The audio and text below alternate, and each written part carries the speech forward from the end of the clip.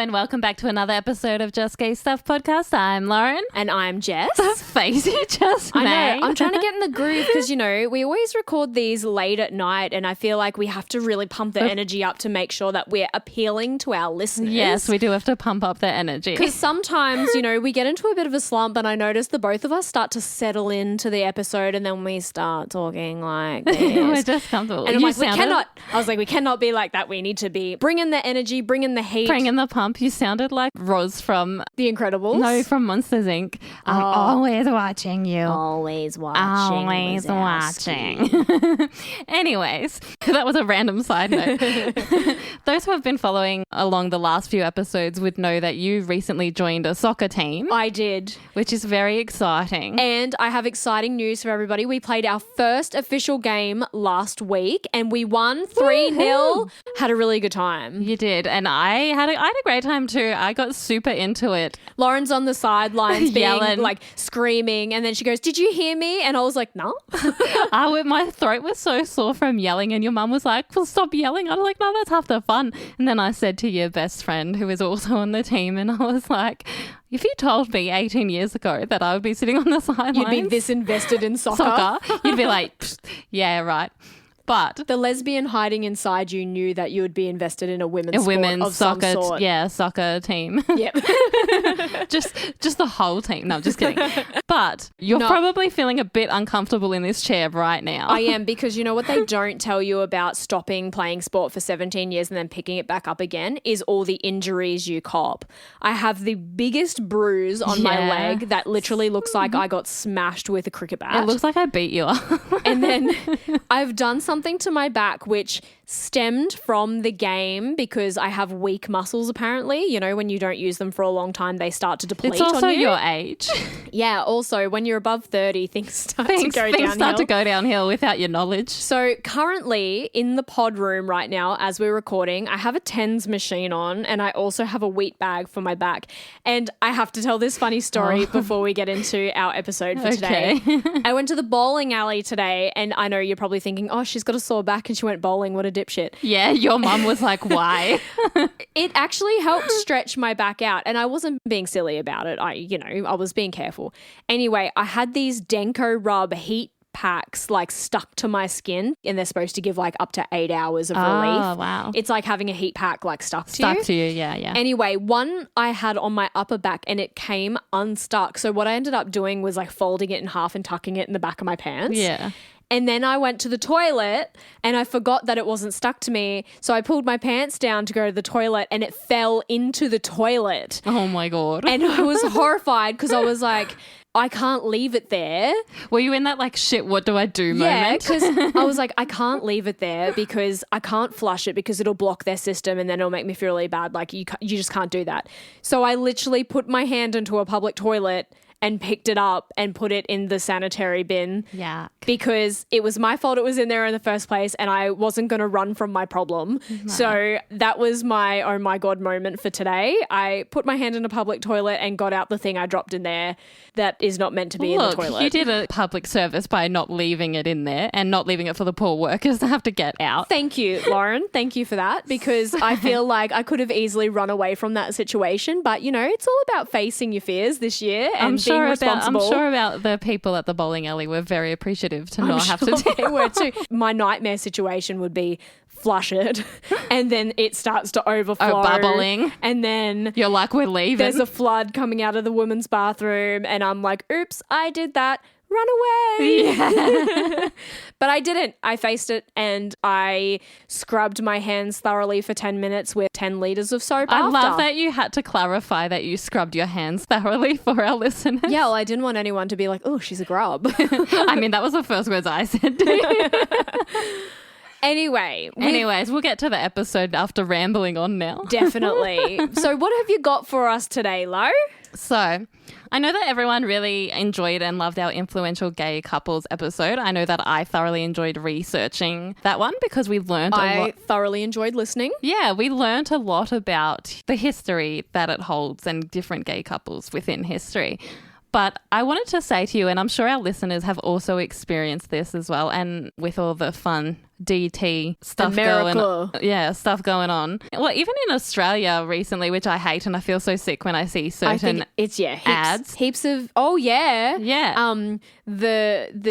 We won't say it. I would love to say, but we won't say. But how many times have you heard someone say trans people didn't exist in my day? Oh yeah. Back in my day. Oh yeah. Well, we're about to put that myth to bed. Lauren's here to debunk the theory. You know, last week we were debunking stereotypes and now we're debunking thought processes. We're debunking the fact that it's usually elder people or people who have closed off information and lack of education to the fact that they've said trans people have never existed before. Well, they have. Yeah. And I'm here to tell you all about it. So Awesome. we're going through exploring influential trans men and women who challenged societal norms, fought for their rights, and left a lasting impact on the world. Nice. So from the ancient cultures to modern day activism, trans people have always been a part of human history, Of course they have. which we've all known. We all know that. Yeah. Before you go on, I find it funny, like, you know, we're obviously a queer podcast for queer people, but I feel like all this educational information we're giving is like for people who aren't in our community, you know, like. But I think that we offer that place so that perhaps some of our listeners who may have those people in their life can provide this resource Can take to the them. information and go, hey, did you know? Yeah, totally, exactly. totally. So, from ancient cultures to modern day activism, trans people have always been a part of human history, yet their stories were often hidden or erased. And today we're bringing them back to the light. Yay. So sit back, get comfortable, and let's embark on this journey together. You always tell me to sit back and get comfortable. Well, let me tell you, this week there is no No comfort. getting comfy. There is no comfort from my chair. Well, then to our listeners, sit back and get comfy. Whether you're on your drive, whether you're listening on Joy FM, just, sit back and relax and let us inform your ears. So, I say us, but it's Lauren that's doing all the informing. well, you're chiming in. I'm chiming in. Yeah. Just giving me 2 cents where it's worth. Let's start at the very beginning. Please. Long before medical transitions and legal recognition, many cultures have recognized gender diversity for centuries, even before the term transgender existed. Yeah. Some of these ones, when I researched this, actually surprised me because the places or the geographic location you would expect them to be so against Yeah. it. So I was very surprised. But is this also what we've spoken about before, where it's only in the recent, say, not 100 years, but it's like from the 50s on, like we spoke about when the McCarthy effect came in, that everyone suddenly had a problem? Yeah, exactly. So it is very similar to that. Yeah. Something shifted in community that really made people hide. Yeah. Yeah. Excuse me, and I apologize if I don't say these terms correctly. Hiras of South Asia. The Hira community has been a recognized part of South Asian society for over 4,000 years, with historical references in Hindu epics like the Ramayana and Mahabharata.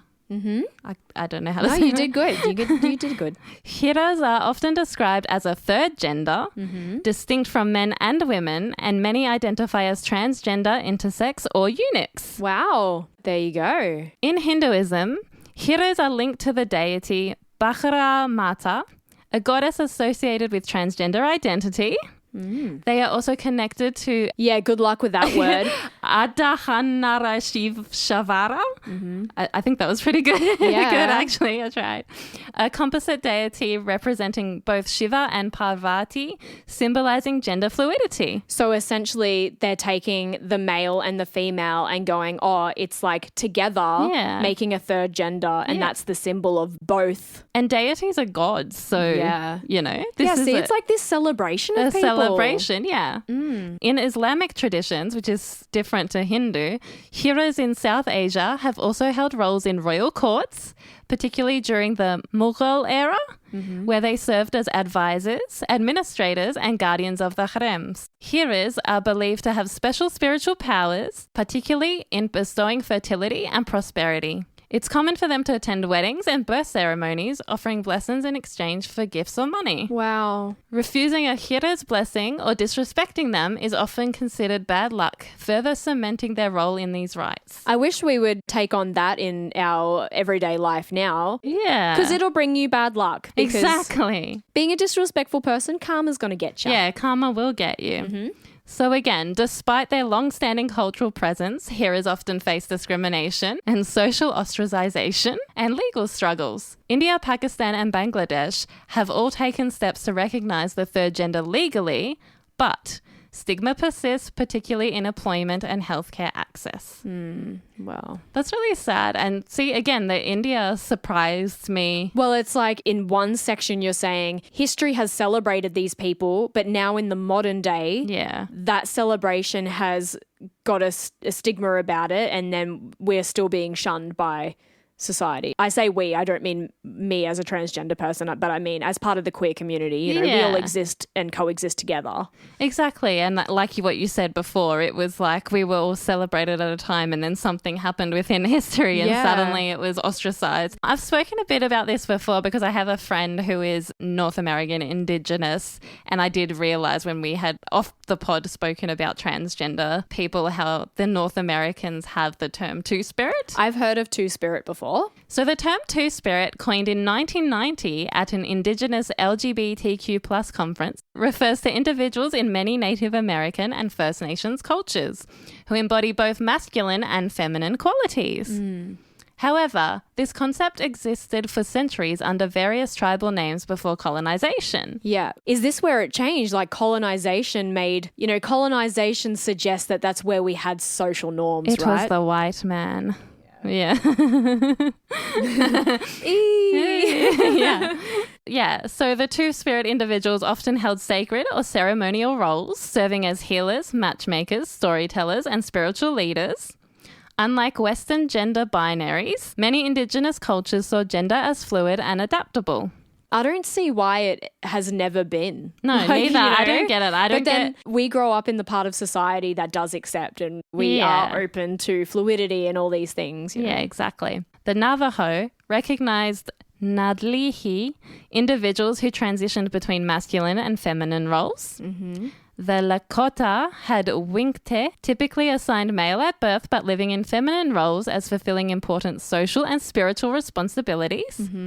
The Ojibwe. The Ojibwe. I've heard of that one. Have you? Yeah. The Ojibwe use the term Nizmeneduag, two-spirit, to describe people who embodied both male and female spirits. And here we go. Impact of the colonization. Yeah, here we go. European colonization forced strict gender roles upon Indigenous societies, often erasing or criminalizing two-spirit identities. Yeah, wow. So it was like the introduction of colonization. Yeah, which is crazy. Like it was like stemmed that far back. But of course it was, because we as people haven't changed. No. What's changed is society and what's accepted by society. Yeah. That's what's changed. And ideology that's been thrust upon us is what's changed. Literally. You know? And of course, Christian missionaries viewed two-spirit individuals as sinful or unnatural, leading to suppression and violence. Today, many Indigenous communities are reclaiming two-spirit identities, celebrating them through gatherings like Two-Spirit Powwow. That's awesome. I want to go. Just speaking of that for a second and bringing Christianity into it, and obviously not every Christian is against the LGBTQIA plus community, of course. But I did see this really funny TikTok today, and this lady was like, if homosexuality is a sin and Jesus died for our sins, oh, I know exactly what you're about to say. Then he died for the gays, and it would be a waste if we just weren't gay for his sacrifice. Literally. This one I found really interesting, and especially for all those people who constantly said trans people never existed in my day. Well, Elagabalus, I don't know how you say his name, Roman Empire in 204 to 222 AD. Yeah, that's a long time ago, everyone. Way back when. Also known as Heliogabalus, was a Roman emperor who ruled from 218 to 222 AD and is one of the earliest recorded figures in history to openly challenge traditional gender norms. Elagabalus requested to be addressed as a lady rather than a lord, even though he was an emperor. wore women's clothing and makeup in public, referred to themselves using feminine pronouns in some records, pronouns way back in the 200s. Yeah, I know, right? Wow. Apparently that only came into effect in the last 10 years. Few years, yeah. Not even 10 years, last 5 years. Yeah. Some accounts suggest that Elagabalus even offered vast rewards to any physician who could perform gender-affirming surgery, though the historical accuracy of this claim is debated. Elagabalus was a priest of the sun god Elagabal, whose cult was centered around gender fluidity and androgyny. So makes sense. The David Bowie of his time. Literally, the 200s. They introduced new religious customs that blended Syrian and Roman traditions, which made them more controversial among the Roman elite. Makes sense. The Roman Senate and military leaders viewed Elagabalus as a threat due to their unconventional rule, leading to their assassination at just 18 years old. Wow, so young. Yeah, wow. Again, I think it's that forward thinking of this young person at 18. Imagine if that person ruled and all these people weren't criminalized all these people were just allowed to be themselves. Yeah. How different the world would be. Over time, Elagabalus' story has been twisted by historians, with some accounts portraying them as a decadent and unstable ruler. However, modern scholars and LGBTQIA+ historians have re-examined their reign, viewing Elagabalus as a possible transgender or gender non-conforming figure in history. Look, I think whichever way you look at it, if you're challenging that colonization, I suppose, if you're challenging that and you are experimenting with other pronouns and this is 200 AD. Literally. That is a long time ago. It's not a new thing. No. And I think as well it goes to show how far we haven't come from 200 AD to 2025. I just find it like what we've spoken about a bit before. A society, as you said, can be so influenced. It's the same thing as hate is taught. Yeah. Like kids don't see skin colours. Kids don't see this. It's only once they're influenced, for lack of a better word. And the difference is if kids do see it, they don't see it as a problem. No. They just notice it. Yeah. Kids are sponges. Of course they're going to pick that stuff up. As we move into the 19th and 20th centuries... Big jump there. Yeah, big jump. Well, look, I didn't really get to say this in the beginning, but if I was having to cover all the trans people throughout history, I'd be here forever. That's a whole different podcast. That's a whole different podcast, whole different episodes. So I've just jumped here and there from a bit of different history. You're doing a brief backgrounds. overview. Yeah, a brief overview. So as we move into the 19th and 20th centuries, trans people began to gain more visibility, sometimes in underground communities, other times in the public eye.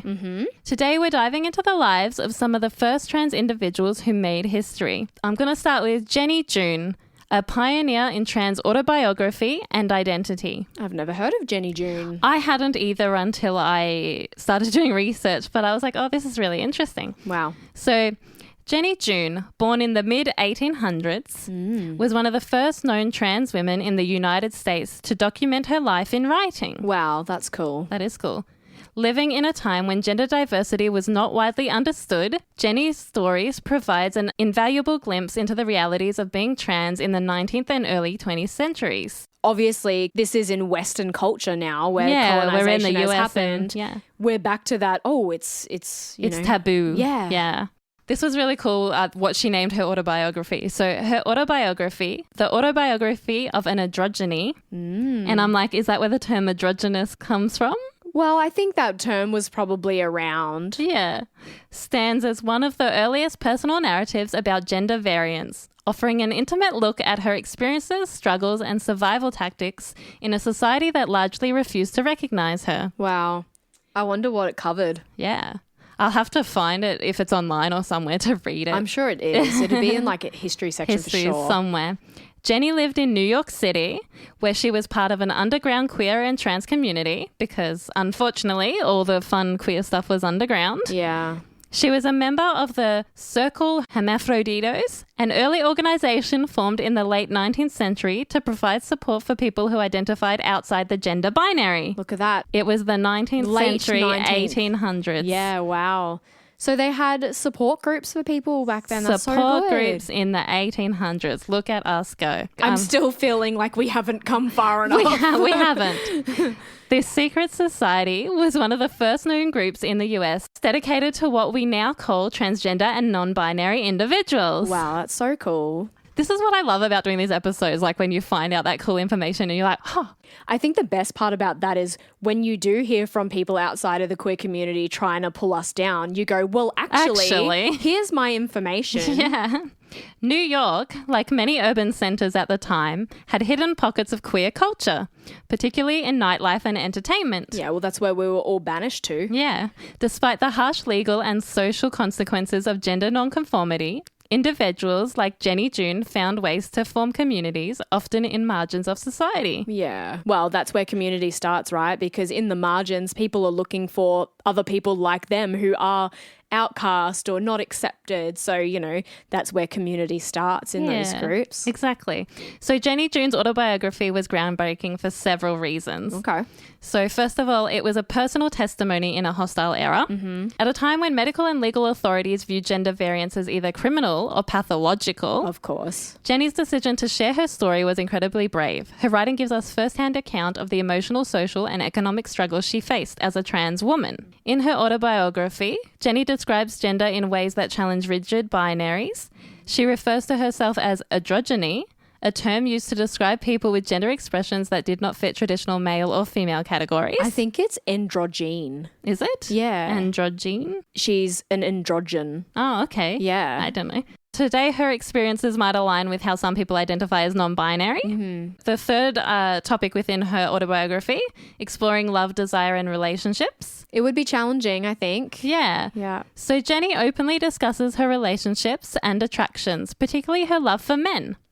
She describes romantic and sexual experiences in ways that were radical for her time, pushing back against the prevailing belief that gender and sexuality were strictly tied to reproductive roles. That's so true. So many people in the faith world say how, like, it's man and woman because that's the reproduction of new life and that's how new life is created. But it's like, you know, we're so overpopulated. Do we really need new life? No. I'm sure there's some wiggle room. Yeah. And the final topic within her book, I guess, that she discusses is survival strategies and community support. Like many gender non-conforming individuals of her era, Jenny had to navigate a world where expressing her identity could lead to violence, imprisonment, or forced institutionalization. Yeah, we know that all so well because it was considered mental illness. Yeah. So she writes about the strategy she used to survive, from passing as a male in public spaces to relying on queer and trans networks for safety and companionship. So Jenny actually left quite an impact on the trans community back in the day and even now, even though we hadn't heard of her. I'm sure other people within the community would have. Yeah, her story's probably been handed down through people. Yeah. For sure. So Jenny June's autobiography remains a rare and invaluable document of trans history. While many LGBTQIA+ histories have been erased or ignored, because they have, her words survived. That one. Her words survived. Yeah. As a testament to the existence of gender diverse people long before modern terminology existed. Her reflections on gender, love, and identity remain deeply relevant today. In a world where trans people still face discrimination and erasure, Jenny's story is a powerful reminder that trans history is not new. See? Not new. Not new, everyone. Not new. Trans people have always existed, fought for recognition, and left behind records of their lives. And I think if you can get your hands on those records, it's also a testament to how well they have survived throughout the decades to, you know, keep passing that information on and just educating the world around you. Yeah. This next person, I actually knew, like not personally, not personally. But when I was researching it, I was like, this name sounds really familiar. Yeah. Anyways, I'll get into that in a minute. Okay. So the next person I wanted to discuss was Lily Ebb. Lily Ebb was a Danish transgender woman and a painter who became one of the first known individuals to undergo gender-affirming surgery. Wow. Yeah. Actually, I know this person. You will. Yeah. Born as Einar Magnus Andreas Wegner in 1882, so the 1800s again, in Vejle, Denmark, she pursued a career in the arts, studying at the Royal Danish Academy of Fine Arts in Copenhagen. Wow. She married fellow artist Gerda Wegner in 1904 and the two gained recognition in the art world, with Gerda specializing in fashion and portrait illustrations. Was Gerda a girl? Yes. Wow. This is awesome. Yeah, it's cool. While working as an artist, Lily frequently modeled for Gerda, Wow. often dressing in women's clothing to serve as a subject for her paintings. Over time, she began to understand that her true identity was that of a woman. Wow. So like modeling for her girlfriend, Yeah. she realized that she Was in had fact all this a feminine woman. energy and Yeah. was a woman. Yeah. Wow. This realization led her to live increasingly as Lily, though societal norms and legal barriers at the time made it extremely difficult to transition. Of course it did. However, in the late 1920s, Lily sought out medical intervention into transition. At the time, gender-affirming surgeries were highly experimental, I can imagine. and Lily became one of the earliest known individuals to undergo a series of procedures in Germany under the care of Dr. Magnus Hirschfeld's Institute for Sexual Science in Berlin, and later at a clinic in Dresden. Wow.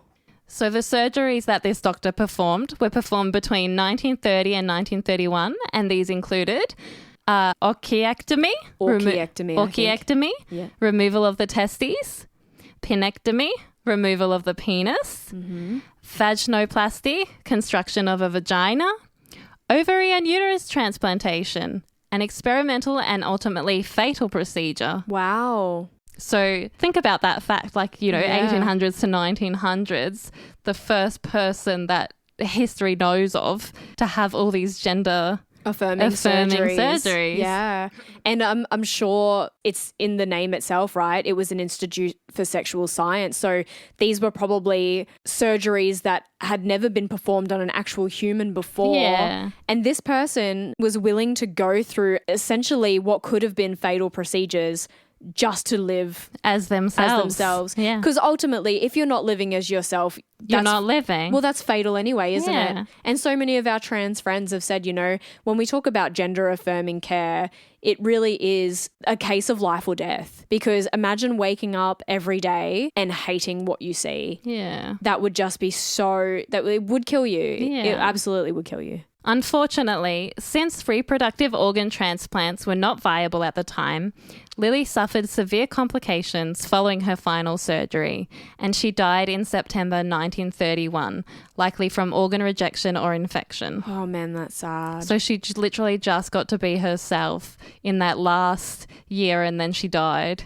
I still want to say she at least died trying to become who she wanted to be. Yeah, and not- authentically being herself. and not living who she didn't want to be. Yeah. Before her death, Lily was legally recognized as a woman in Denmark Oh, that's so special. and had her name and documents changed. She was also granted permission by the Danish king to dissolve her marriage to Gerda, as same-sex unions were not legally recognized at the time. Lily expressed hopes of marrying a man and living a quiet life, but her health declined before this could happen. yeah, that's so sad. It is sad. It really is. And you know, the haters would say, well, if she didn't try to have that surgery, she'd still be alive and she would have been able to do that. Well, no. No. Because she would have been living in a body that was not hers and she would have been miserable. She would and have that was hurt not herself living. anyway, so... Yeah. And that's the other thing. I don't know if you have that in this episode where people were denied gender affirming surgery. They tried to perform it themselves. No, I didn't have that in this episode, but that is a thing that Well, I've seen. Yeah, I want to just touch on that really quickly. People did try and perform gender affirming surgery on themselves. And of course, those people aren't doctors or physicians, so it didn't go correctly. It's kind of the same as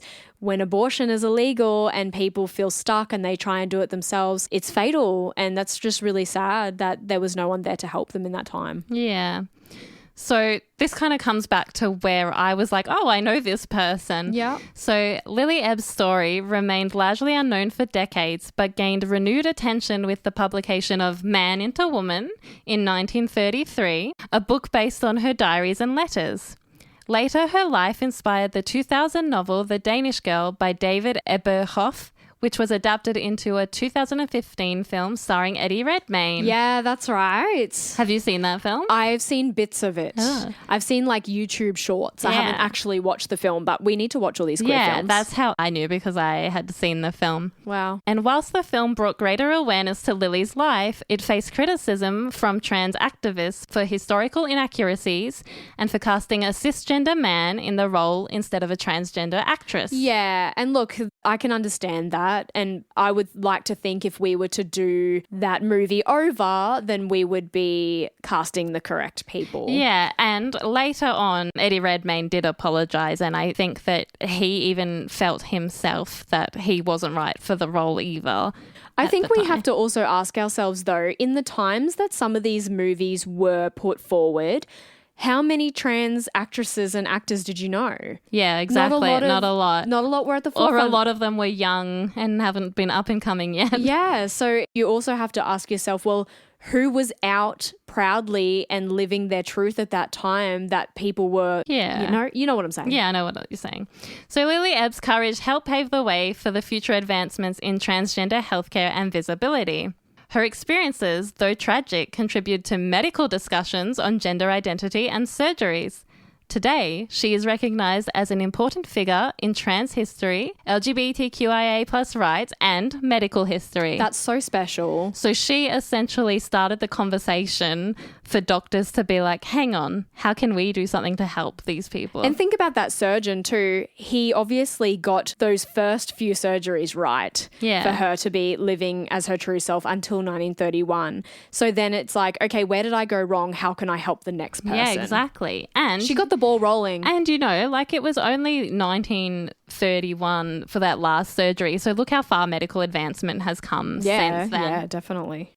I'm just going to go into this next one now. So Michael Dillon was a pioneering figure in transgender history, known for being the first documented trans man to undergo a phalloplasty. Wow. That's pretty cool. Yeah.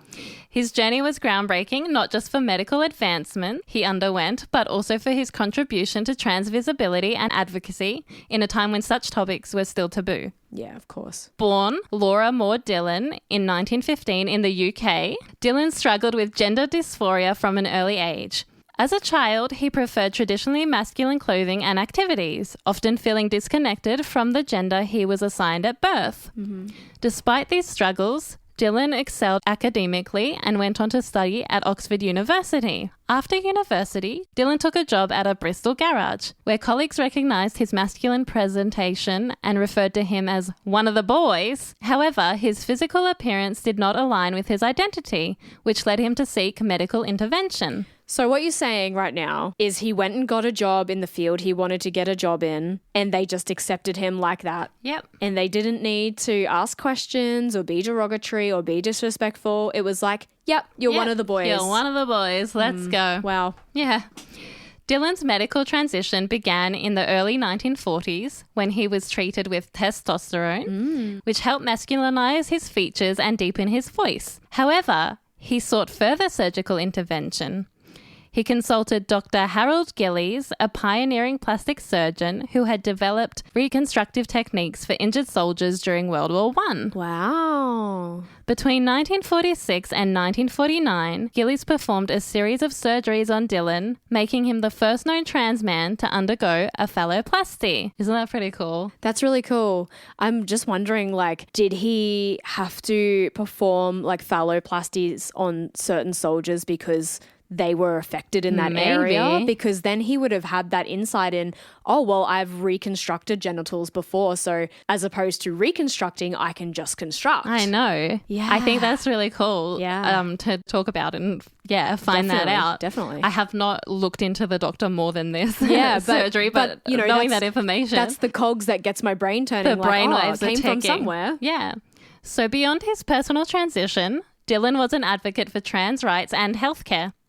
In 1946, he published Self, a study in ethics and endocrinology. Wow. one of the earliest known books discussing transgender identity from a medical and ethical standpoint. He argued that transitioning was a legitimate medical need and that transgender people should be treated with dignity and respect. Amen. That goes without saying. Amen. Dylan later pursued a career in medicine, studying at Trinity College Dublin, and eventually becoming a ship's doctor. Wow. However, his trans identity was exposed by the British press in the 1950s. Oh, there it is. Yep. The 1950s. Yep. Where everything started to change. Leading to immense public scrutiny. Feeling unable to continue his career in medicine, he withdrew from public life and travelled to India, where he studied Buddhism and ultimately became a Buddhist monk. My first thing is like, why does it matter to anybody else? He's working as a doctor helping people. Literally. Like, what are you all doing? Just ostracizing him? Although I feel like India probably was a great choice, and even though we became a monk and a recluse when we just spoke about at the very beginning of this episode, all like the Indian deities. I know, but then colonization has happened since then, so it's not accepted in this current climate. So Michael Dillon's life was one of both groundbreaking achievement and profound personal struggle. I can imagine. His pioneering transition paved the way for future advancements in trans healthcare, and his writings remain an early and important exploration of trans identity. All right, we're going to jump a bit forward now. Yeah, about 20 years. About 20 years. So this is a time of activism and visibility from about the 1960s to the 2000s. The latter half of the 20th century was transformative era for trans activism. During these decades, trans individuals not only began to claim public space and demand equal rights, but they also reshaped cultural conversations around gender and identity. This period saw a confluence of influential political and social movements, with personal narratives challenging long-held societal norms. Central to this period were trailblazing figures like Marsha P. Johnson. And if people haven't heard of Marsha P. Johnson, don't worry, you will very shortly. And Sylvia Rivera, whose lives and works ignited lasting change. Yeah. During the 1960s and beyond, broader social movements, including the civil rights movement, feminist movements, and anti-war protests, provided fertile ground for demands for equality. That's the thing as well, right? It wasn't just our queer community. We're still talking about... it was like women's rights. Black people's rights. Yeah, we're still struggling with these things, and they might not be in an as big of a way, but it's still there. We're still trying to climb that ladder slowly. Literally. You know? So, however, the specific struggles of trans and gender non-conforming people were often sidelined by mainstream discourse. Activists like Johnson and Rivera emerged from these intersecting landscapes of struggle and liberation, harnessing the energy of the times to demand visibility and rights for the most marginalized. Right, so as I said before, who is Marsha P. Johnson? She led the Stonewall riots. She did. So we love her. Marsha P. Johnson was not only a drag performer, but also a radiant symbol of defiance and joy within New York City's queer community. Go, Marsha. Her bold presence and unapologetic expression of her gender identity disrupted entrenched societal norms. As a performer, Marsha brought flamboyance, creativity, and authenticity to every appearance, challenging traditional gender binaries and offering a counter-narrative to conventional expectations. Beyond the stage, her activism was driven by compassion and a desire to create a more inclusive society. Well, yeah, she wanted to feel included. Yeah. I think the thing is, she not only was a trans woman and a drag performer, she was also a person of colour. Yeah, that's true. That's true. So she was heavily marginalised. Margin within the margin within the margin. So, you know. Yeah. Marsha's willingness to be seen and heard in a hostile environment made her a beacon of hope for many who had been marginalised, inspiring countless individuals to embrace their true selves without the fear of persecution. But you can see why they had so much fear of persecution. Like, the Stonewall riots was all about standing up to the police brutality. Literally. So, as you mentioned, the Stonewall riots. We're going to talk about them. In 1969, Marsha was an active participant during the Stonewall riots, a pivotal moment in the LGBTQIA plus history. If anyone looks up Stonewall riots, you will see that she's front and center of it. Yep. Like, that's her photo. We're here, we're queer. At a time when police harassment and brutality were rampant, the riots represented a spontaneous outburst against systemic oppression. Marsha's presence on the front lines were emblematic of her courage and her refusal to accept injustice. Her participation not only highlighted the resistance against state-sanctioned discrimination, but also played a critical role in galvanizing the modern LGBTQIA+ rights movement. The energy and solidarity that emerged from the riots would eventually fuel decades of activism, with Marsha's legacy serving as a reminder that personal defiance can spark widespread social change. And that she did. Yeah. Talk about inspire a whole community. Literally. And like we still talk about her today. We're talking about her right now. So, on RuPaul's Drag Race, they've spoken about her. It's always come up within the community. It's people that are beacons for change that do change so much for everybody. Yeah. It's not just like she changed her life for herself. Yeah. So Marsha's commitment extended far beyond public demonstrations. Recognizing the deep-seated vulnerabilities within the queer and trans communities, she dedicated herself to building support networks and safe spaces where individuals could find solace and solidarity. Mm-hmm. Her involvement with grassroots organizations, including co-founding initiatives like the Street Transvestite Action Revolutionaries, STAR. I've heard of STAR. Alongside Sylvia Riviera, ensured that those most affected by systemic neglect had access to community resources and mutual aid. Mm-hmm.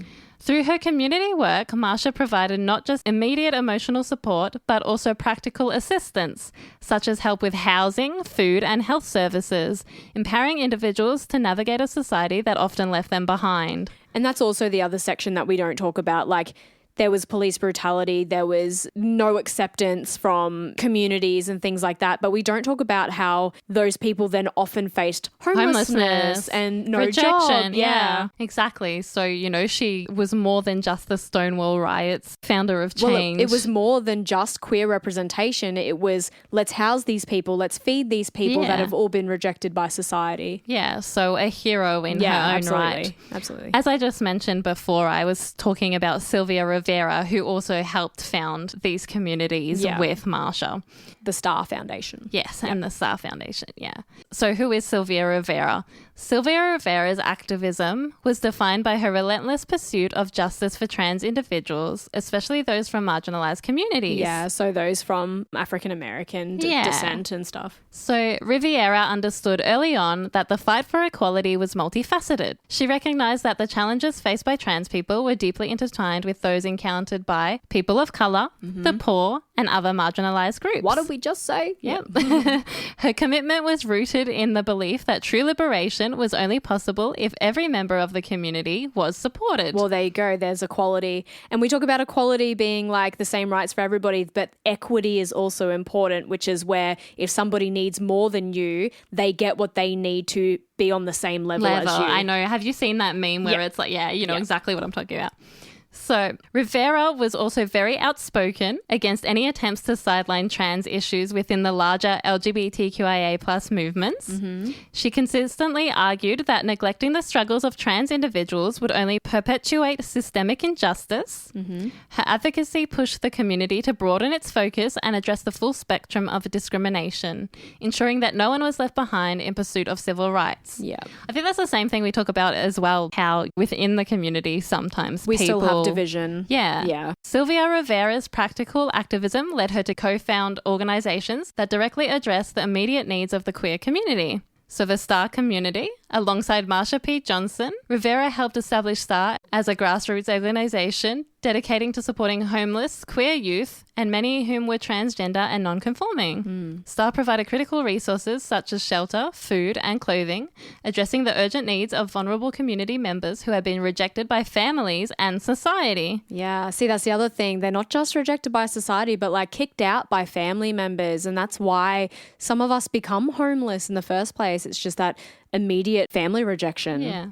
The organisation also worked to spotlight systemic issues such as housing discrimination, healthcare access, and employment inequality, advocating for structural reforms to support long-term stability and dignity for trans individuals. Oh, I can imagine the discrimination. Yeah. So beyond STAR, Rivera was also involved with broader liberation movements. Her participation in groups like the Gay Liberation Front helped to elevate the voices of trans people in public protests and policy debates, linking personal struggles with larger societal calls for change. That's so good. Rivera's influence extended far beyond organising protest and establishing support networks. They always do, though. I feel like whoever's a public figure, they help other ways. Well, it's like they change more than just what they set out to change. It's the inspiration for the other people around them as well. Yeah. Rivera was a tireless advocate for policy changes that recognised and protected the rights of trans individuals. She pushed for inclusion of trans issues in civil rights discussions and worked to ensure institutional reforms were reflective of the diverse needs within the community. That's important too. When we talk about census, how do you know how many people need support if you don't know how many people in this part of the world exist, you know? Yeah, exactly. Whether through public speeches, personal testimonies, or behind-the-scenes lobbying, Rivera was not afraid to confront powerful institutions. She challenged law enforcement, governmental bodies, and even parts of the LGBTQIA+ community that did not fully embrace a truly inclusive agenda. Her insistence on addressing systemic neglect has left a lasting impact, inspiring future generations of activists. Rivera's work laid the groundwork for ongoing discussions about intersectionality, influencing how modern movements approach the fight for equality with a broader, more inclusive lens. Sylvia Rivera's life was a testament to the power of fearless inclusive activism. Her commitment to ensuring that every voice in the community was heard not only advanced trans rights, but also redefined the broader struggle for human dignity. Rivera's legacy endures in the continued fight for intersectional justice, a reminder that every facet of identity must be recognised and celebrated in the journey toward more equitable society. That's what you said, an equitable society. Because, like I said before, there's equality and there's equity and they go hand in hand. Yeah. So that was all in like America and UK. Yeah. And of course, Australia has had their we have some very homegrown own ones. homegrown trans people. We've recently did an episode on the wonderful Carlotta. Carlotta. So of course. Still hoping to get Carlotta on, everyone. Yeah, we'll get there one day. So I'm not going to talk about Carlotta right now because we already did an episode. So go back and listen to that one. But Australia has a rich and often challenging history when it comes to trans rights, with significant contributions made by individuals who fought for visibility, recognition, and equal rights. So let's break down the roles of these key figures and their contributions. Do it. So the first one, Roberta Perkins.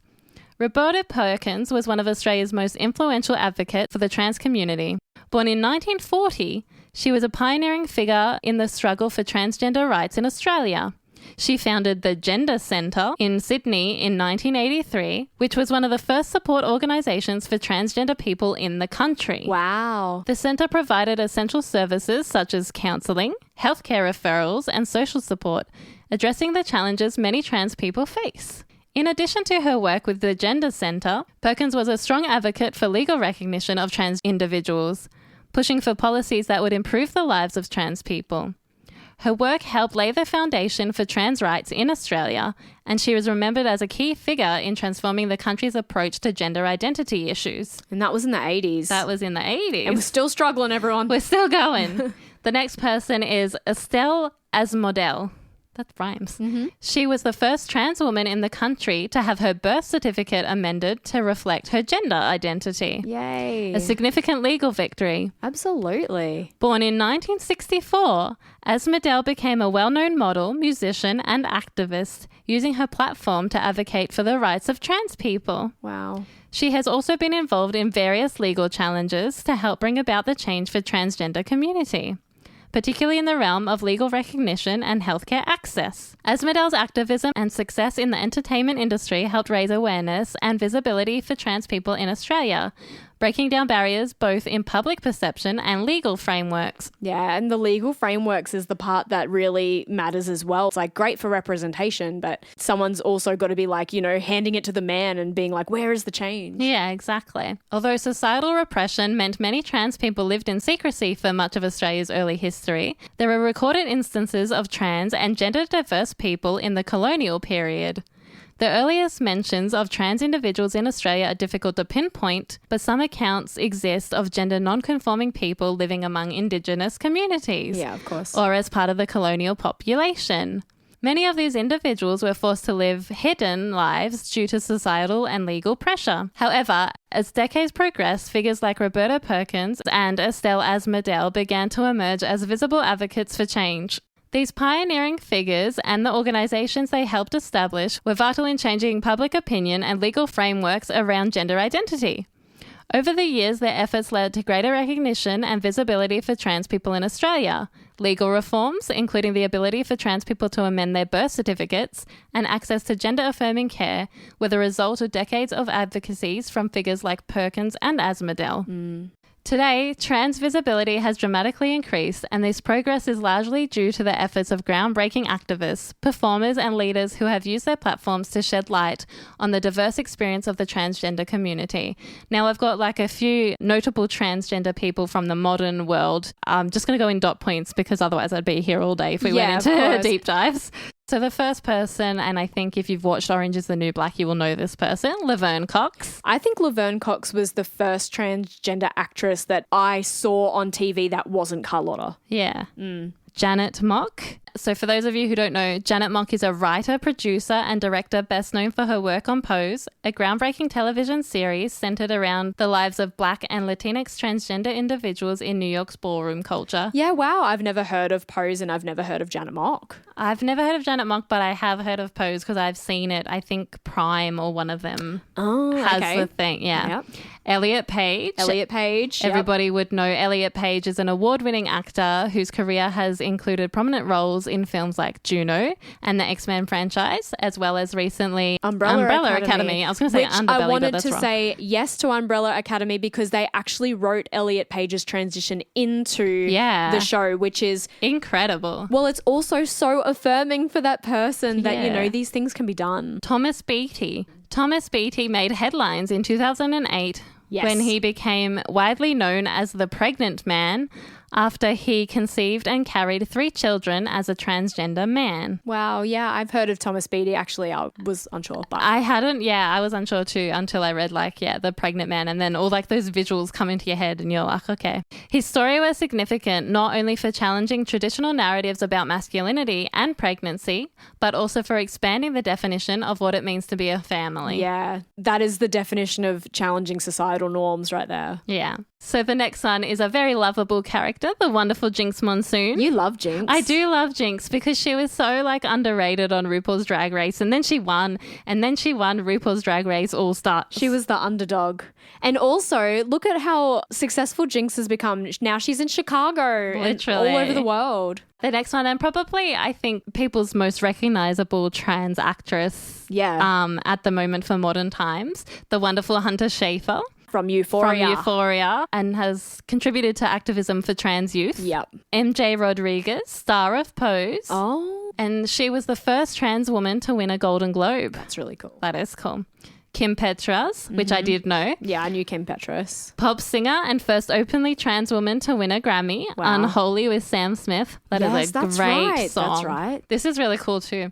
Laura Hubbard, a New Zealand weightlifter, and was the first openly trans woman to compete in the Olympics. Wow. Chris Mosier, first openly trans athlete to compete in the US national team. Wow. Sarah McBride, first openly trans state senator in the US for Delaware. Wow, isn't that quite a feat at the moment? Yeah. And last but not least, because I would be here forever, Georgina Bayer, world's first openly trans member of parliament in New Zealand. Wow, that's so good. It's cool to see and cool to have done this history. So these individuals have played crucial roles in elevating the voices of trans people, each contributing to breaking down barriers in their respective fields and beyond. Their stories challenge traditional gender norms, provide representation, and encourage conversations about gender identity that are more inclusive and nuanced. Their activism and leadership have made today's trans visibility possible, and their ongoing work continues to shape the future of the transgender community's visibility and rights. Yes. All of these people are so important. And can I just mention, all of the trans people in your life and in our life are important representation and voices for the next generation of anybody who wants to just be themselves and be accepted. Yeah, exactly right. So we've covered so much today. We have. You did really well. We've covered a lot, from ancient trans histories to modern day pioneers. Their courage, resilience, and advocacy have paved the way for the progress we see today. But the fight for equality is far from over, as Yes, we've it said is. so many times in this episode. But if you guys found this episode insightful, share it with someone who might want to learn some more.